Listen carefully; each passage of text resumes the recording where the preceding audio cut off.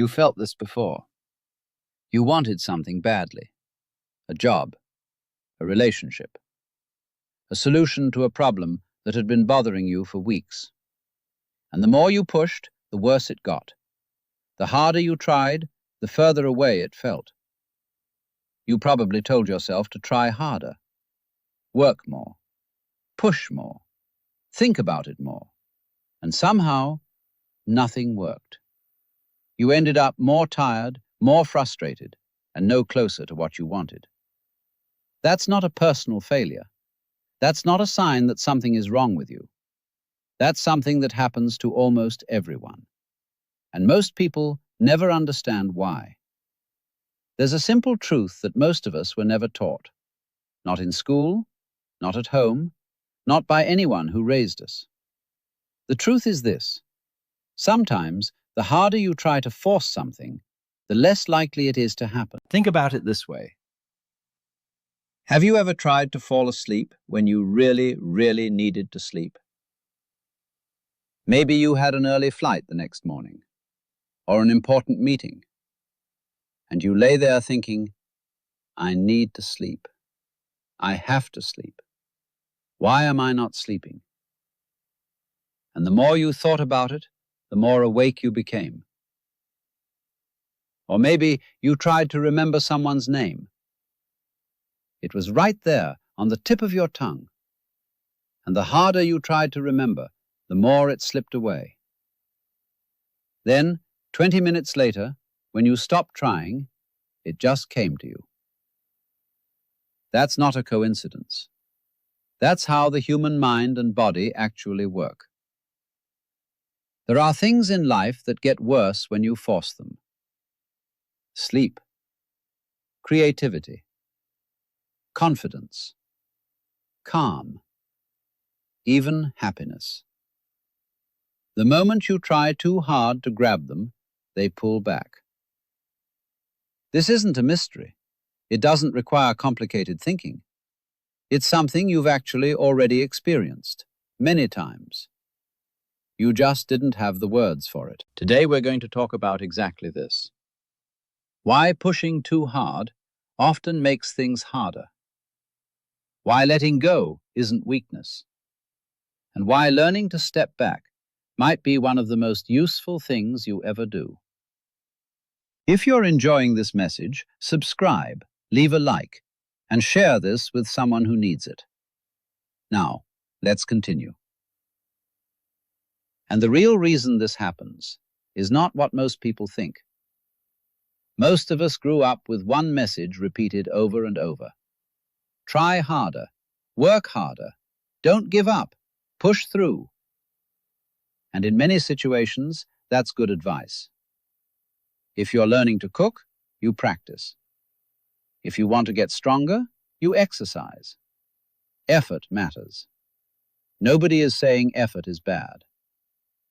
But there's a difference between working towards something steadily and forcing it to happen right now, the way you want it, on your schedule. Have you ever watched someone try to open a jar with too much force?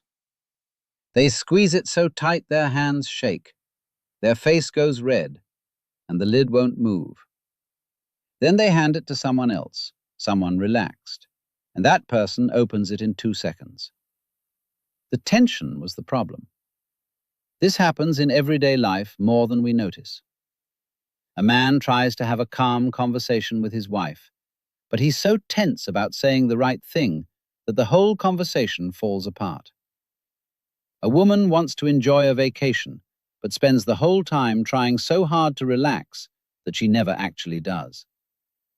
A person wants to feel confident at a party, so they think about it so much that they feel stiff and awkward the whole evening. The more they tried, the worse it went. That's not bad luck. That's the natural result of forcing something that can't be forced. Here's something worth sitting with. Think about a time in your life when things just worked.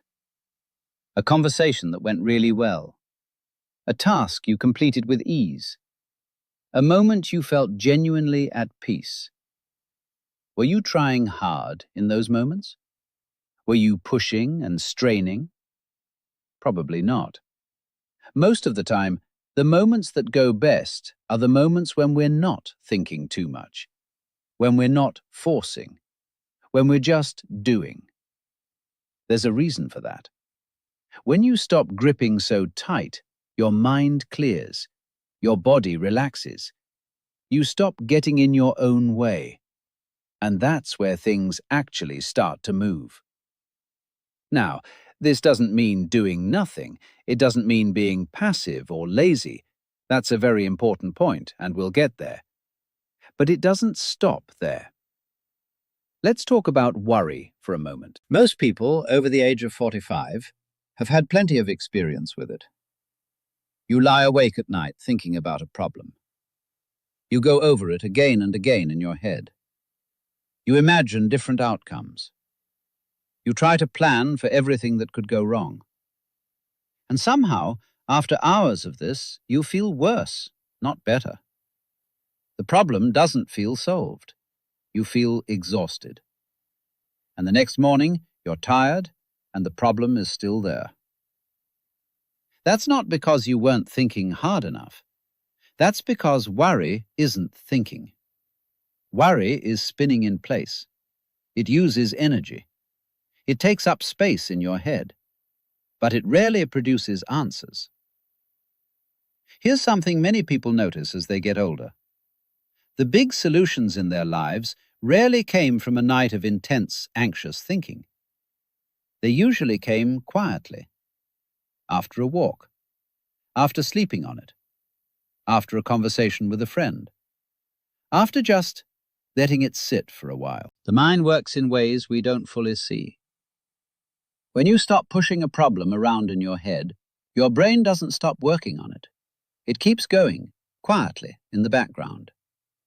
And sometimes, when you least expect it, the answer just shows up. You've probably experienced this. You were in the shower, or driving somewhere familiar, or doing something simple with your hands, and suddenly the answer came to you. Not because you were trying, because you stopped trying. That's not magic. That's just how the brain works when you stop cluttering it with pressure. Now, some people hear this and feel uncomfortable. They think, if I stop worrying, something bad will happen. If I stop pushing, nothing will get done. That feeling is understandable. A lot of us were taught that worry is responsible, that pushing is productive, that if you care about something, you never stop thinking about it. But caring about something and obsessing over it are two very different things. One helps, the other just drains you. You can care deeply and still learn to put it down sometimes. In fact, putting it down is often exactly what helps. But here's the part most people overlook. There's a moment most people know well. You're in an argument with someone you care about. Maybe your partner, maybe a grown child, maybe a close friend. And you really want them to understand your point. So you explain it. And they don't quite get it. So you explain it again, a different way. And then again, louder, more carefully, with more detail. And the more you push your point, the more they pull back. They get defensive. You get frustrated. And suddenly, you're not even talking about the original issue anymore. You're just both upset. Has this happened to you? It happens to almost everyone. And it's a perfect example of what we're talking about today. When you push too hard to be understood, people stop listening. Not because they're unreasonable, but because pressure creates resistance.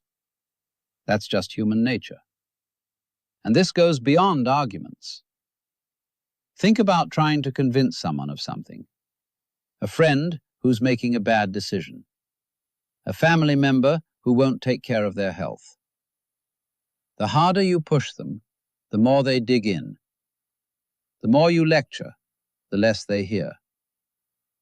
You can't force understanding into another person. You can't force agreement. You can't force someone to change. And when you try too hard, the result is usually the opposite of what you wanted. Many people, as they get older, learn this the slow and painful way. They pushed and lost relationships that mattered to them. Not because they were bad people, but because they didn't realize that sometimes stepping back is more powerful than pushing forward. Stepping back doesn't mean you don't care. It means you're wise enough to know when pressure is making things worse. Some of the most effective people you've probably known in your life weren't the loudest or the most forceful. They were the calm ones.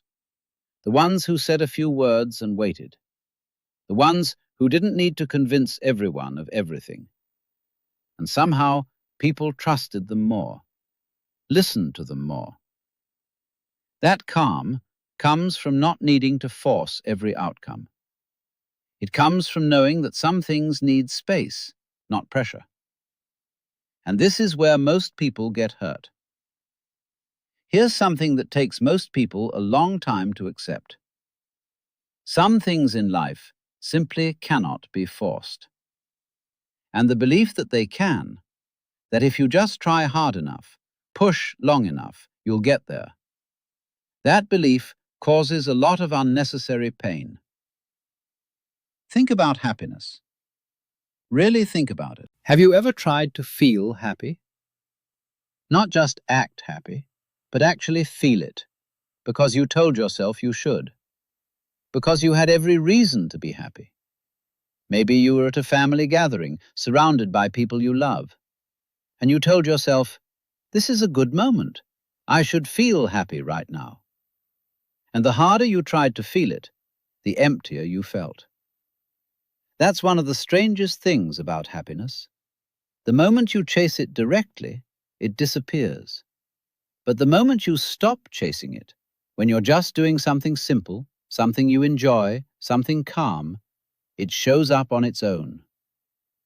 The same is true for confidence. You can't force yourself to feel confident. The more you think, I need to seem confident, I need to look confident, I need to feel confident right now, the less confident you feel. But when you stop thinking about it and just focus on what you're doing, it often comes naturally. And sleep. We already talked about sleep a little. But it's worth repeating, because almost everyone knows this one from personal experience. You cannot fall asleep by trying to fall asleep. The effort itself keeps you awake. Sleep only comes when you let go of trying to get it. These aren't random coincidences. There's a real reason behind all of them. The states that matter most in life, calm, happiness, confidence, creativity, love, these are not things you can grab by force. They arrive when the conditions are right, when you're not blocking them with your own desperate effort. This is hard to accept because we live in a world that praises effort. Never give up. Try harder. Push through. Those words have their place, but they're not the only truth. Sometimes the bravest and most useful thing you can do is stop pushing and let things settle. But there's something deeper. Let's talk about something very practical, because maybe you're listening to this and thinking, this all sounds nice. But life has real problems. Bills, health, family, work. I can't just sit back and hope things work out. And you're right. Nobody is saying that. There's a difference between relaxed effort and no effort at all. That's a very important distinction.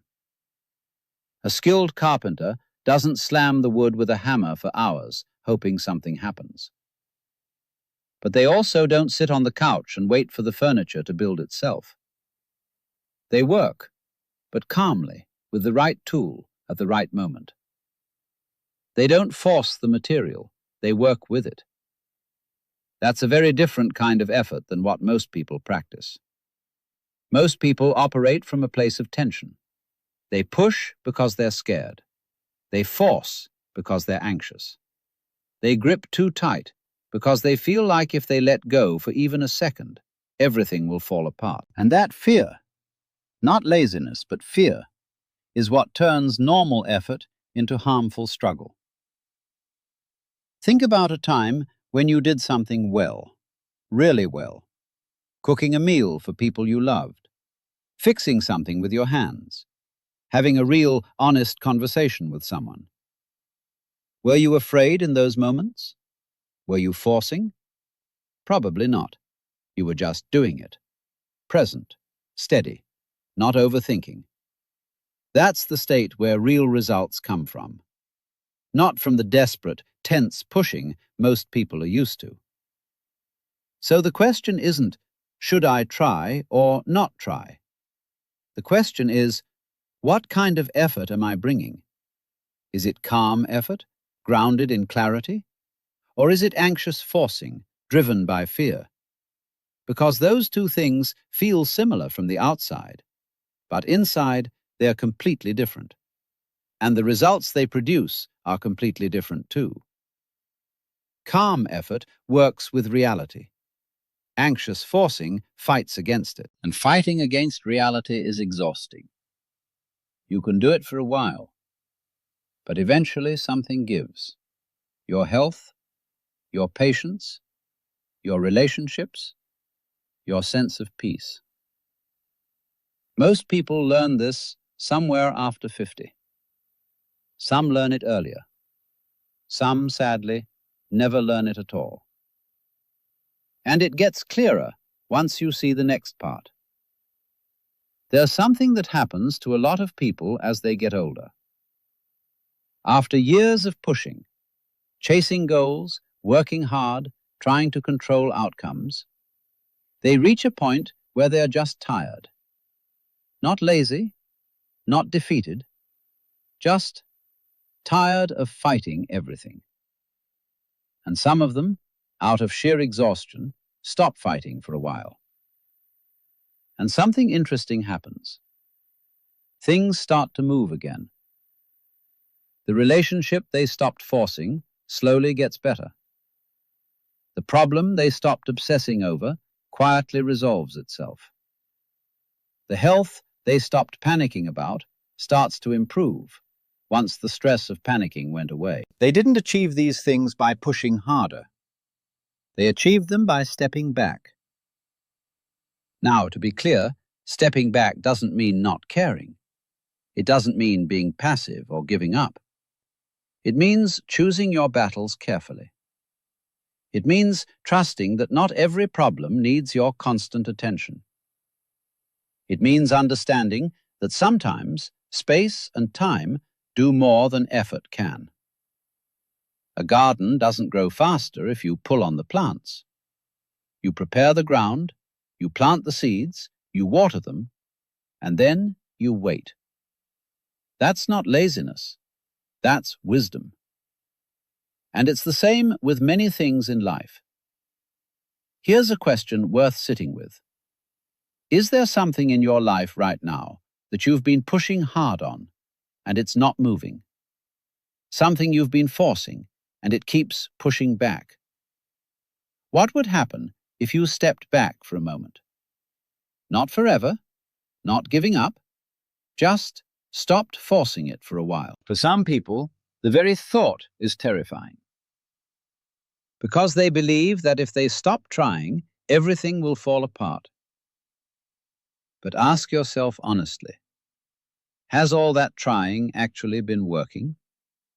Or has it mostly been draining you?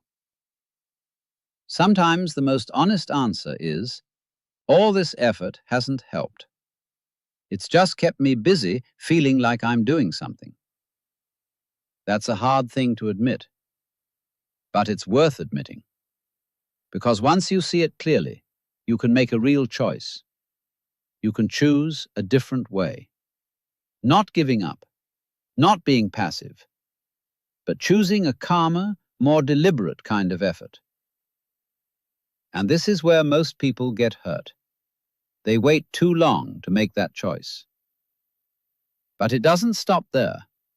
Let's talk about control. Most people spend enormous energy trying to control things.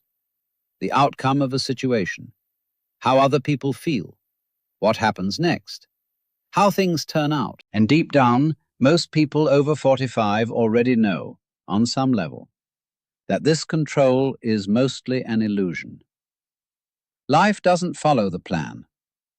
People don't behave the way you want. Outcomes surprise you.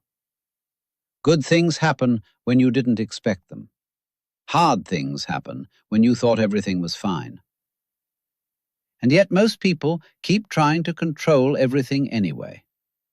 Because the feeling of control, even a false one, feels safer than uncertainty. But here's the cost. When you're constantly trying to control outcomes, you are never fully present. You're always managing, always calculating, always watching to make sure things go the way you planned. And life passes by while you're busy trying to steer it. Does this sound familiar? Think about a vacation where you planned every detail, every hour, every restaurant, every activity. And when something didn't go according to plan, you felt frustrated. Even though the trip was fine. Even though some of the best moments were the unplanned ones. Or think about a relationship where you tried to manage everything. What was said, what wasn't said, how things were interpreted, and how exhausting that was, and how it never quite worked anyway. Control is seductive. It feels like responsibility. It feels like love sometimes. I do this because I care. But often, what it really is fear. Fear of what might happen if you don't hold on so tightly. And the more tightly you hold on, the less room there is for things to breathe, for people to breathe, for you to breathe. People who have made peace with uncertainty, and this usually comes with age and experience, they live differently. They still work, they still plan, but they hold their plans loosely. They know things change, and they're okay with that. That kind of ease doesn't come from not caring. It comes from trusting that you'll handle whatever comes, that you've handled hard things before, and you can again.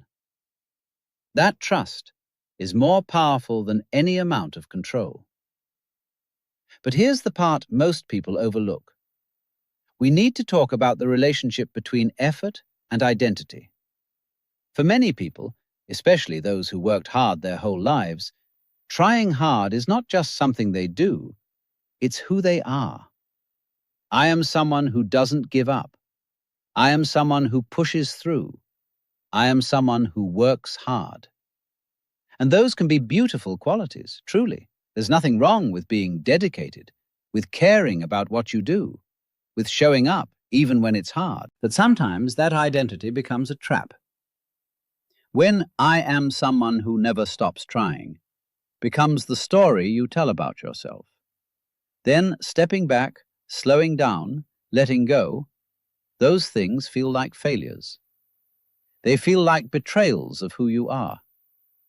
So you keep pushing, even when it's not working, even when it's hurting you, because stopping feels like weakness, like giving in.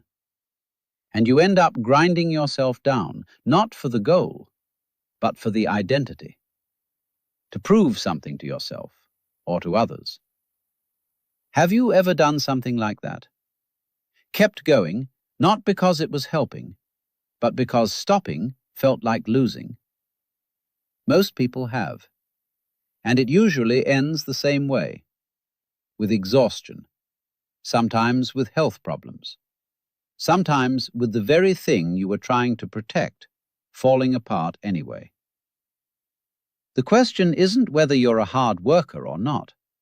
The question is, are you working towards something real, or are you working to avoid the discomfort of stopping? Those are very different motivations, and they lead to very different lives. The people who seem to accomplish the most with the least visible strain You've probably known a few. They are not lazy. They are just very clear about what actually works and what doesn't. They don't waste effort on pushing where pushing makes things worse. They apply effort where it counts, and they let go of everything else. That's not weakness. That's experience. That's wisdom earned over time. And the good news is this: you don't have to be 25 to learn this. You don't need to start over. You just need to notice, honestly, where in your life right now you've been pushing too hard on something that isn't moving. And it gets clearer once you see what's next. Let's bring this all together. We've been talking today about something simple. Something you've probably already felt in your own life many times, but maybe didn't have the words to describe. There are things in life that don't respond to force. Things that get worse, not better, when you push too hard.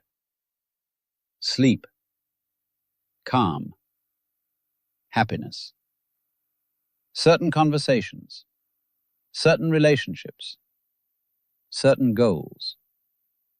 And most of us grew up believing that effort is always the answer, that pushing harder will eventually break through, that not trying is the same as not caring.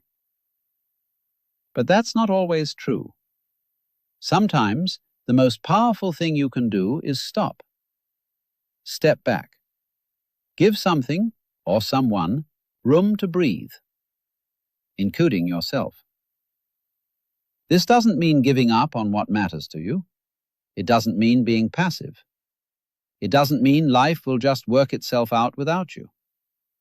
It means being honest with yourself about what kind of effort is actually helping, and what kind is just wearing you down without moving anything forward. It means trusting yourself enough to rest sometimes, to wait sometimes, to let things settle instead of shaking them constantly. It means understanding that your worth is not measured by how hard you're trying at every moment. You've worked hard your whole life. You've pushed through hard things. You know what real effort looks like. And because of that, you also know, deep down, what exhausted, stuck, going nowhere effort feels like too. The wisdom that comes with getting older isn't about working harder. It's about knowing the difference. Knowing when to push and when to let go. Knowing when to act and when to wait. Knowing when presence is more useful than pressure. That's not weakness. That's clarity. And clarity, in the long run, is worth far more than force. You don't have to prove anything to anyone. You don't have to carry everything by sheer will. Some things, when you stop fighting them, simply begin to move on their own. Give yourself permission to find out. If this message helped you, subscribe so you don't miss the next reflection. Leave a like and share this with someone who needs to hear this today.